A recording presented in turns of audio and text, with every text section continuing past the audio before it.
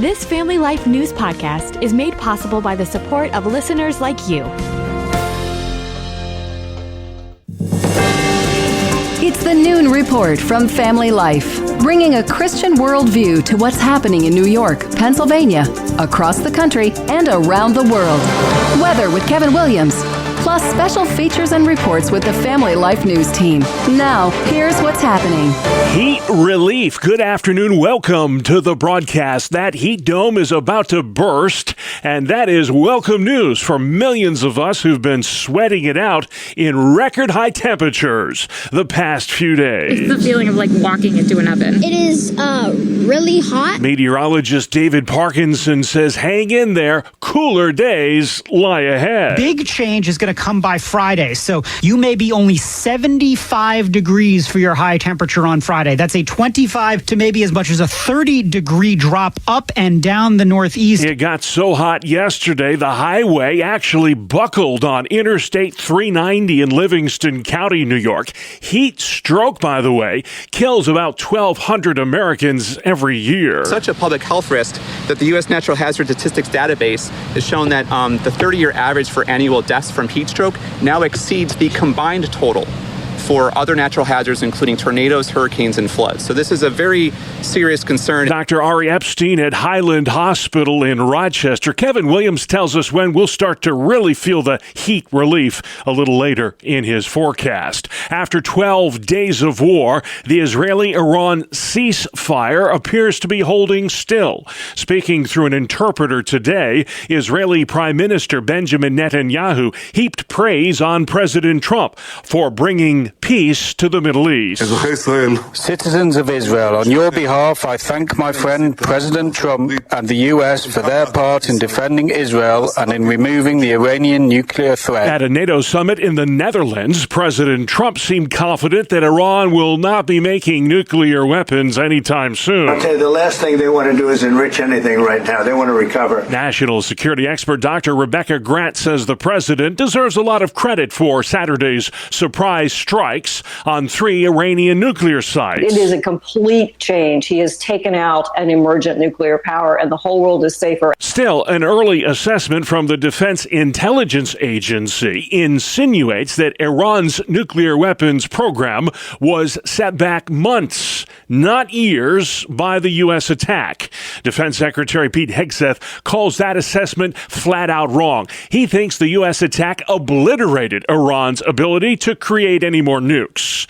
We get more from CBS's Ed O'Keefe. Even if the mountain facility called Fordo isn't completely destroyed, Secretary of State Marco Rubio says other facilities needed to make weapons are gone. The conversion facility, which you can't do a nuclear weapon without a conversion facility.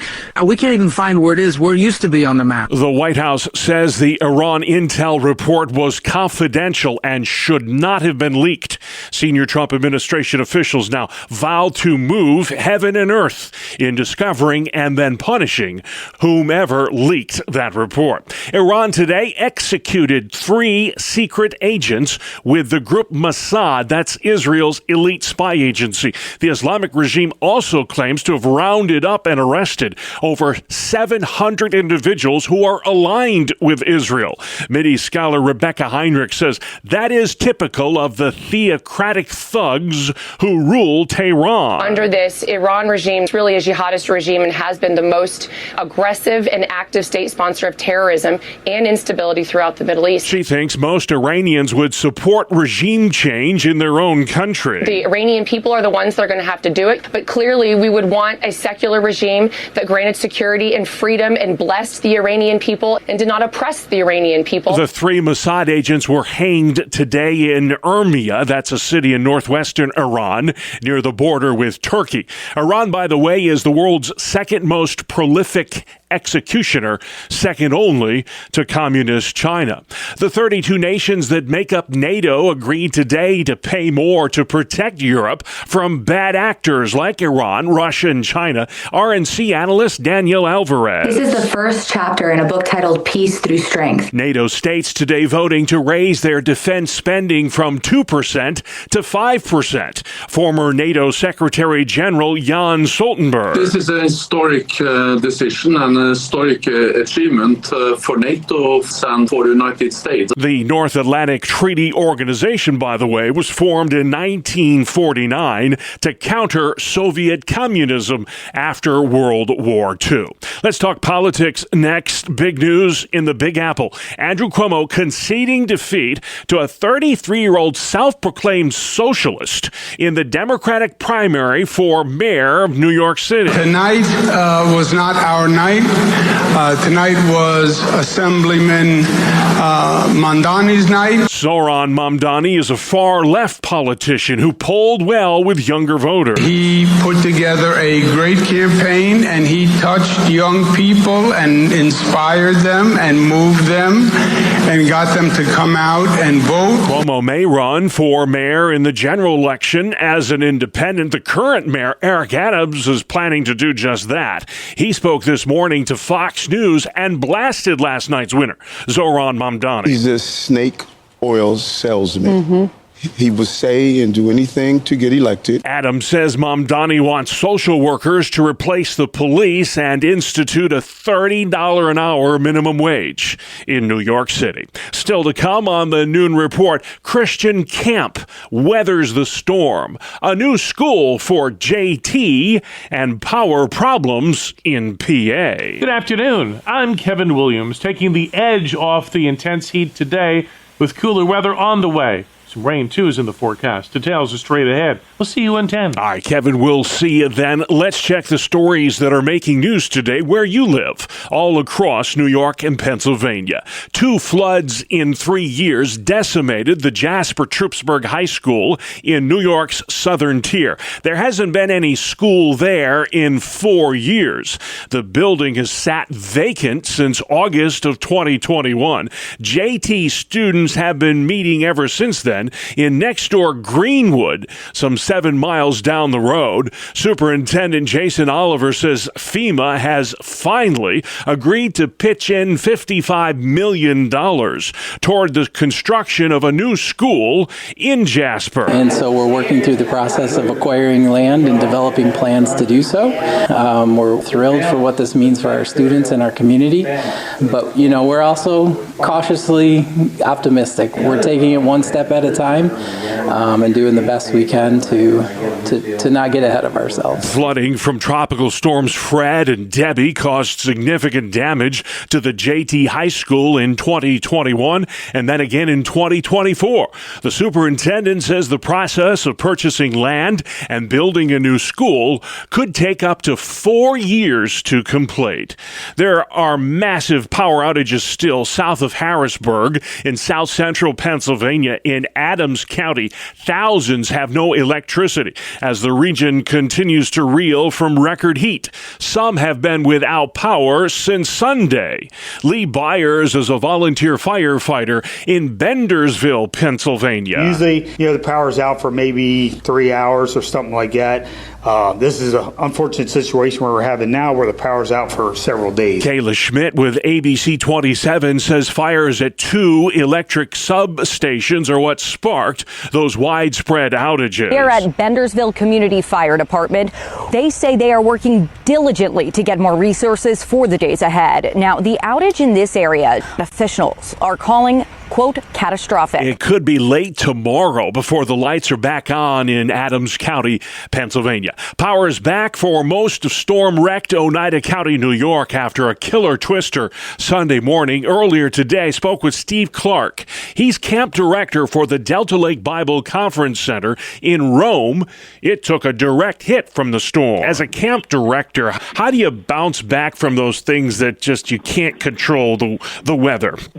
You work with it and you say, okay, how do we now adjust?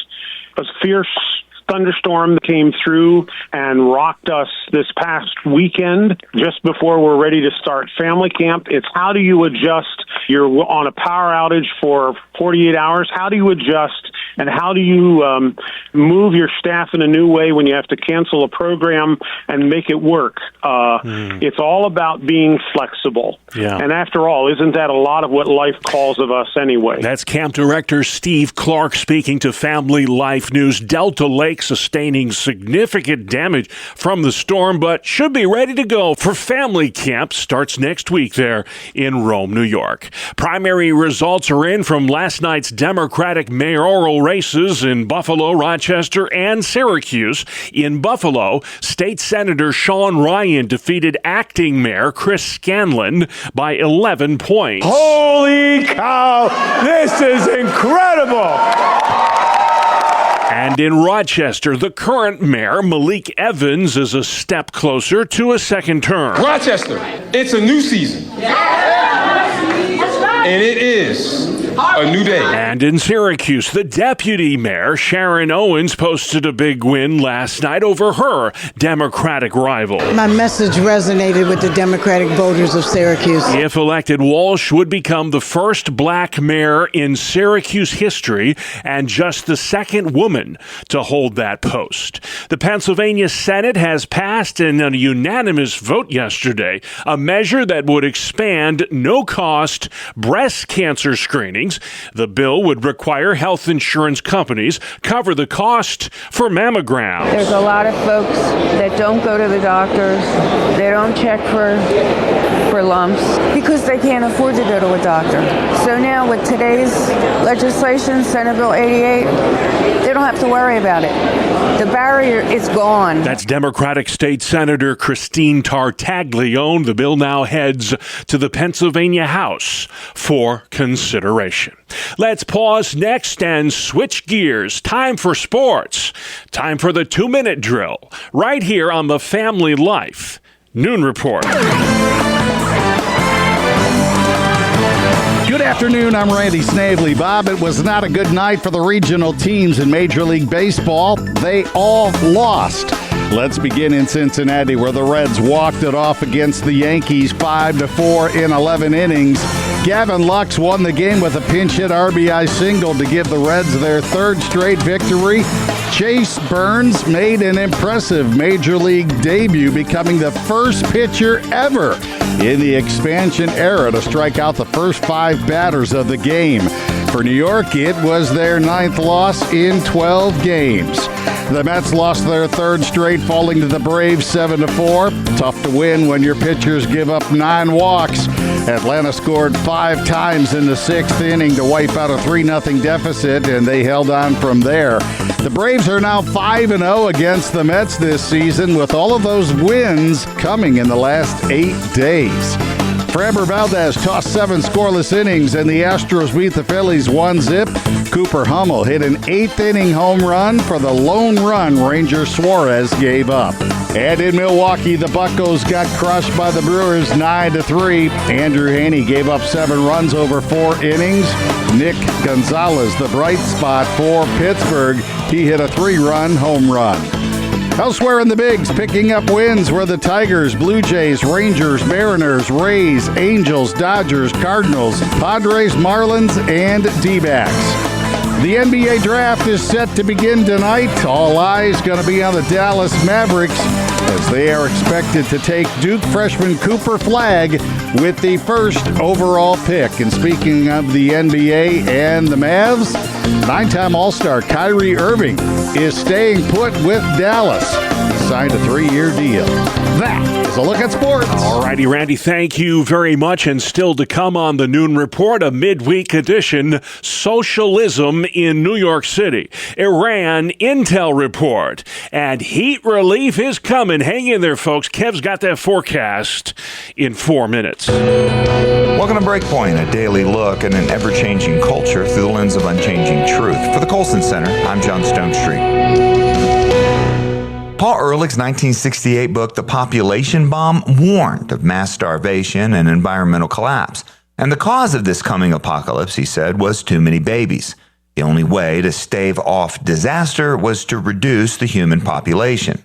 Countries around the world took those warnings to heart, especially communist countries, most famously China, adopted laws that attempted to control fertility, but so did a few other nations, like Vietnam. Well, today, facing aging populations and record low birth rates, countries are rethinking the edicts and incentives they designed to reduce the number of children born. And some, including China, are even adopting incentives and policies designed to encourage more children. Earlier this month, Vietnam scrapped its long-standing two-child policy that has tanked the nation's birth rate and threatened its economic stability. At just 1.9 children per woman, Vietnam's fertility rate sits below replacement, but is above much of the Western world. Far from a population bomb, the greatest existential threat the world faces right now is a demographic winter. It's clear that national attempts to control fertility have not worked, and it's just as doubtful that financial incentives and appeals to national identity now can work to reverse the trend.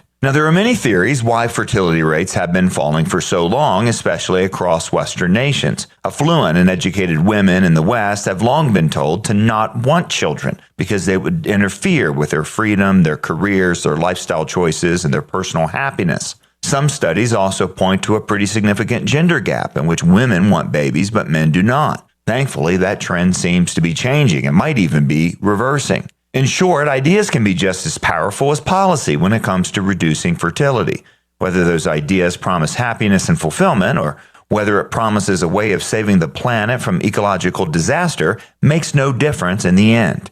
The result is still a crisis that will manifest both in economics and in national security. In his magisterial work, The Way of the Modern World, Regent College professor Craig Gay noted that as the world became more godless and secular during the modern period, its values fundamentally changed. So prioritized above all else, Dr. Gay argued, were the values of convenience, efficiency, and choice, each of which imply a level of control that humans, whether individuals or governments, can exert over nature. In other words, in the modern world, this is our world, not God's, and therefore we should live like it. In no area of human interaction has this been more evident in the modern era than in the realm of human procreation. Decisions about family and having children are almost exclusively understood now as matters of personal, or, in the cases of China and Vietnam, state choice. This is the precise opposite, of course, of thinking about children as if they're blessings and our decisions on whether to have them in light of our responsibilities as human beings within particular times and places. And that narrative that children are a matter of choice is often couched in promises of freedom and autonomy. But just like the false narrative of overpopulation, that one has also proved to be just flatly wrong.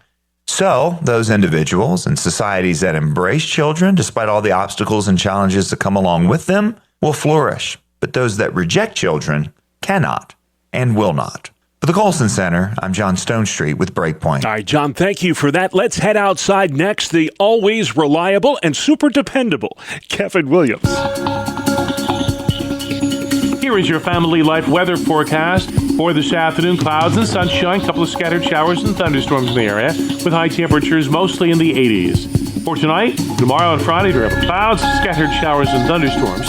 Low temperatures tonight, 60s. High temperatures tomorrow, 70s and low 80s, and mid-70s to mid-80s on Friday.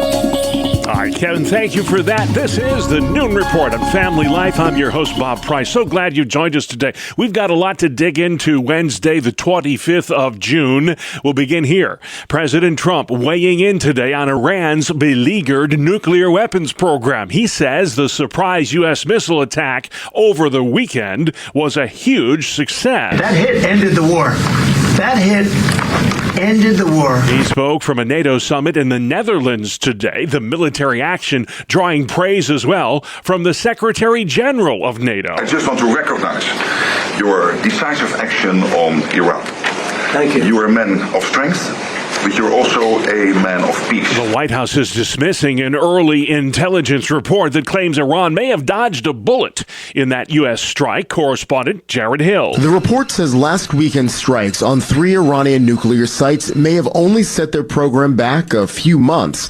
Officials have cautioned that the early assessment could change with more information. Conservative columnist Josh Holmes. It continues to be totally astounding how many people in the intelligence left of this country and somewhere in the deep state of our government is basically rooting for America's failure in many ways. Jewish Insider editor-in-chief Josh Kraushaar doubts the validity of that Iran intel report. This is a big political moment on the world stage for President Trump, and you can see his confidence in his conversations with these world leaders. Look, his ability to use force got peace. Kraushaar says the fragile ceasefire forged between Iran and Israel is still holding today, tenuous as it is. NBC's Richard Engel has more from Tel Aviv, where a lot of Israelis are breathing a sigh of relief today. Now Israelis are not required to stay in their homes, not required to stay near bunkers.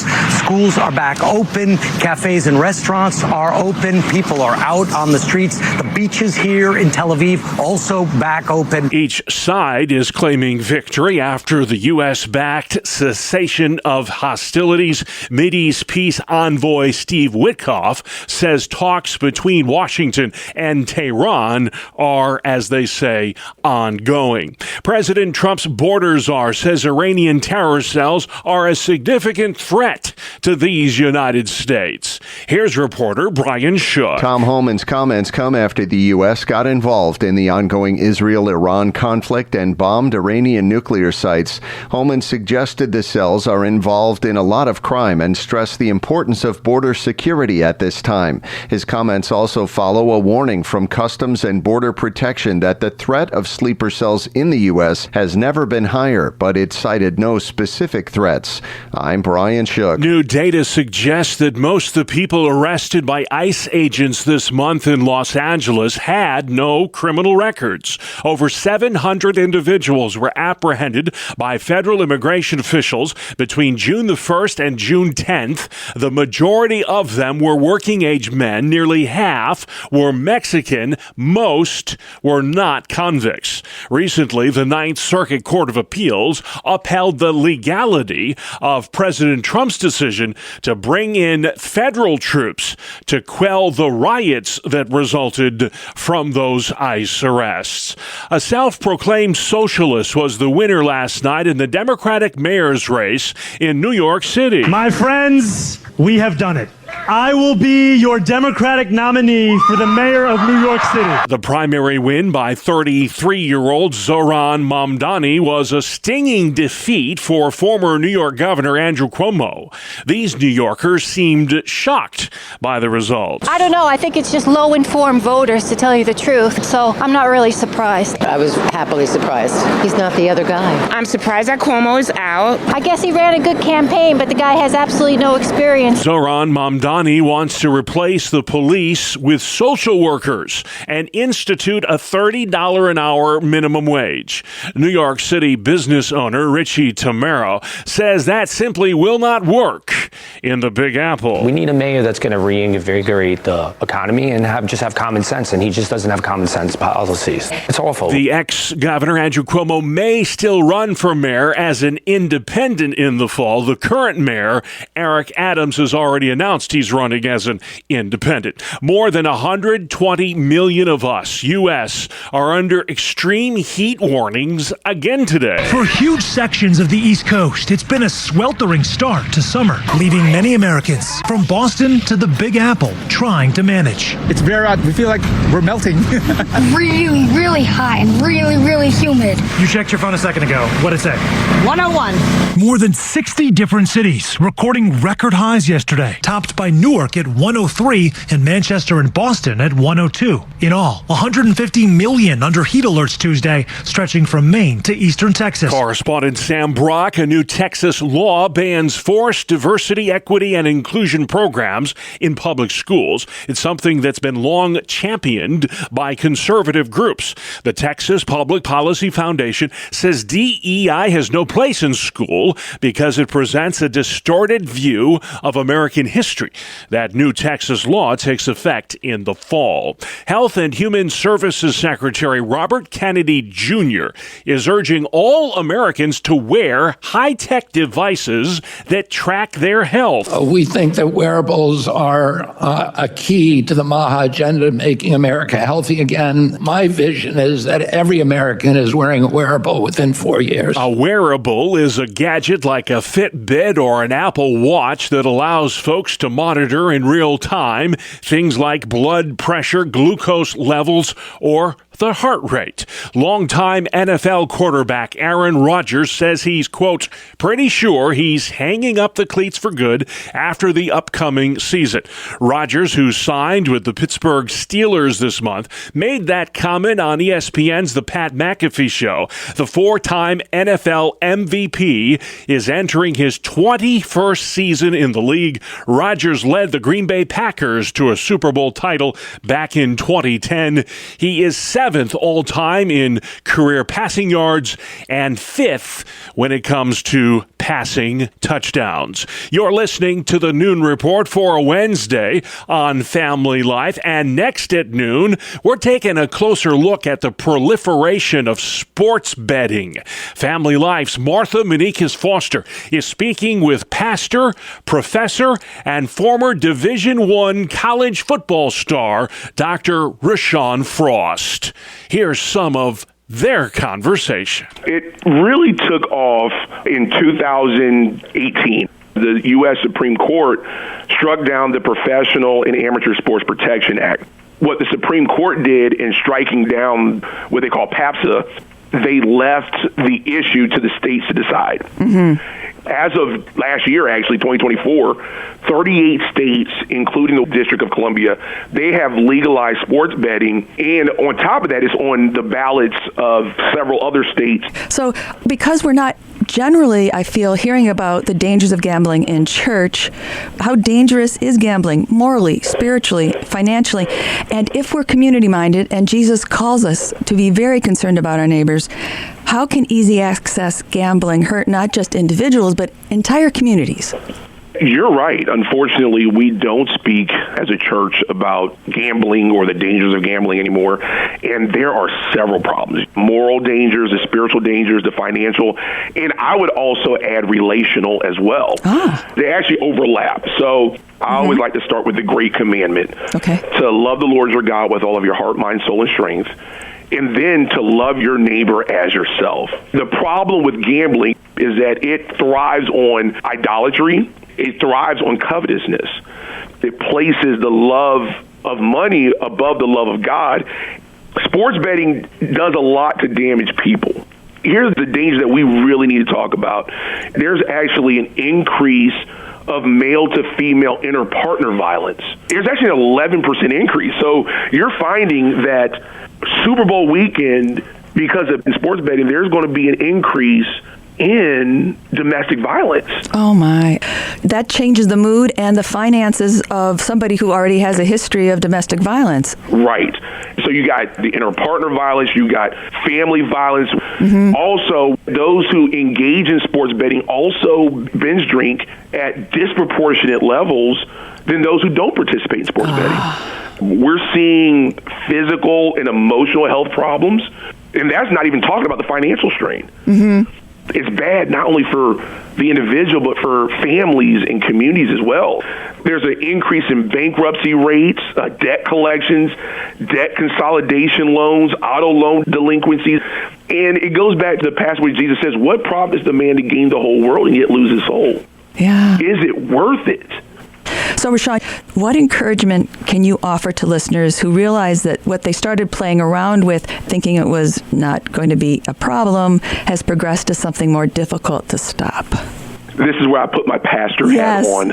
The one thing I want to encourage people who may be in that situation, the bonds of sin are broken in Christ.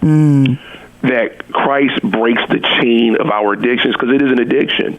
Mm-hmm. And one of the ways that we can find that freedom through Christ is through Christian community. Mm-hmm. So one of the things that I would definitely advocate for is, one, confess your sins one to another, so that you may pray and be healed. There has to be an admission amongst the brothers or sisters, whoever this pertains to go to their church leadership, to their pastors and elders, and confess the sin.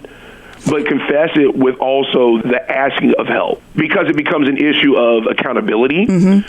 We're talking about gambling addiction now. This goes across the board for a multitude of sins and sin issues.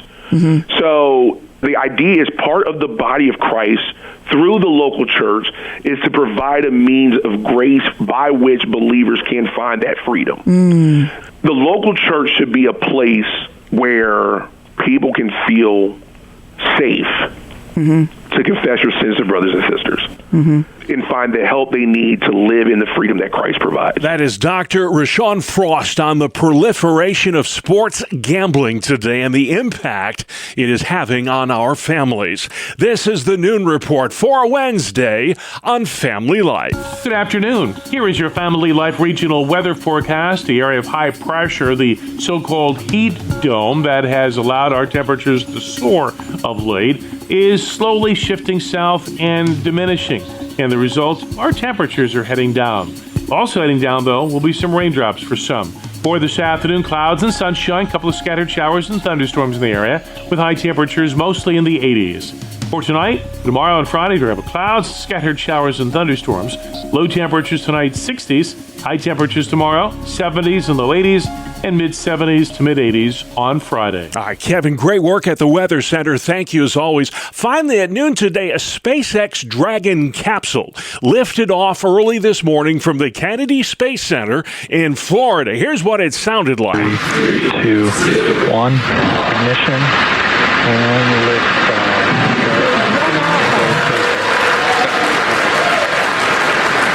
Three nations, a new chapter in space takes flight. Astronauts from Poland, Hungary, and India are taking part in that historic mission. Those nations have never before sent an astronaut into orbit. Piloting this mission is 65-year-old American Peggy Whitson. It's her 5th time in orbit. America's most experienced astronaut has already logged a record 675 days in orbit, first with NASA and now with Axiom Space. It's just exhilarating living in an environment so different than what we have here on Earth, and having adapted to that environment, it is fun for me to share my experience with the rookie flyers that are going with me. Her crewmates are government-sponsored astronauts from India, Poland, and Hungary. They'll perform around 60 scientific studies aboard the ISS during their 2-week stay. Correspondent Manuel Bojorquez says the SpaceX capsule will dock tomorrow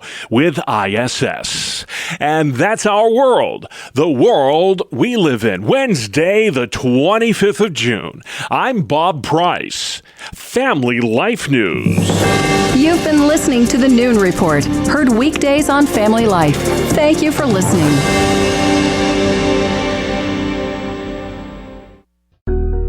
Thank you for listening to this Family Life News podcast. If you've been encouraged by what you've heard, please share it with others and click the subscribe button to automatically receive future episodes. Family Life is a listener-supported ministry. Podcasts like this are made possible by your financial partnership. Find out more at familylife.org.